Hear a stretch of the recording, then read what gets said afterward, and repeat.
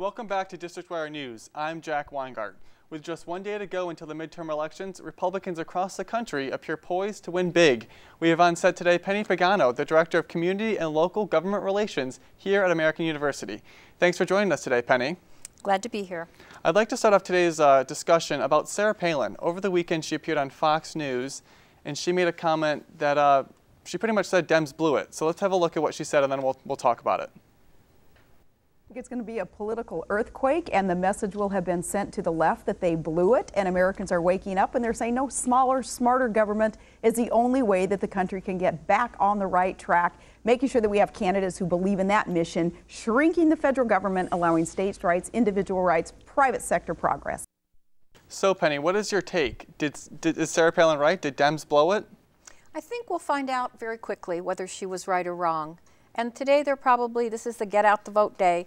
So today, probably there are a lot of people who will agree with her. Polls showing that the Republicans need 39 people in the House, and they'll probably get it.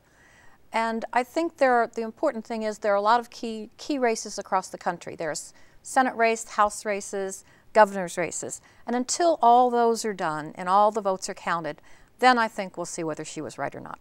Now, do you think there are any major issues that voters are considering for tomorrow's election when they go to the polls? I think so. We have 15 million people on unemployment and about 15 million other people who are on part-time jobs or out of the labor force. So we know that employment is a huge issue for people today. And I think that'll be on a lot of people's minds, along with massive federal spending and the health care bill. So I think those are the key issues for people going to vote tomorrow, and we'll see what effect it has. Now, you mentioned, today's the final day to get out the vote. Over the weekend, Jon Stewart held a rally here in Washington, that rally for sanity and or fear with Stephen Colbert. Do you think that in any way will have any effect in tomorrow's election, and do you think it'll draw out younger voters? It'll be interesting to see, as younger voters are an important part of this campaign.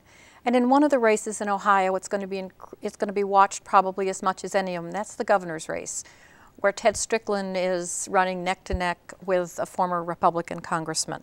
And there, young voters do support him more than they support their Republican opponent. So will the youth go out and vote tomorrow? And that'll be a really important thing and something people will be watching for this election and coming up. And lastly, President Obama visited Ohio over the weekend, and U.S. House Minority Leader John Boehner also visited Ohio. Why is Ohio so pivotal? I know it was pivotal in 2008, and here we are in 2010 back in Ohio.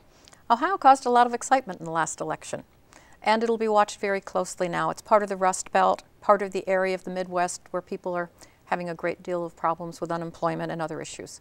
So it's going to be a very key issue for this election. So we'll all be watching that state very closely. All right, great. Well, thank you for joining us today, and we'll be back after a commercial break. Thanks, Jack. Coming up next on District Wire News, a mess on the Metro, hundreds of thousands of riders this weekend, crowded trains and chaos.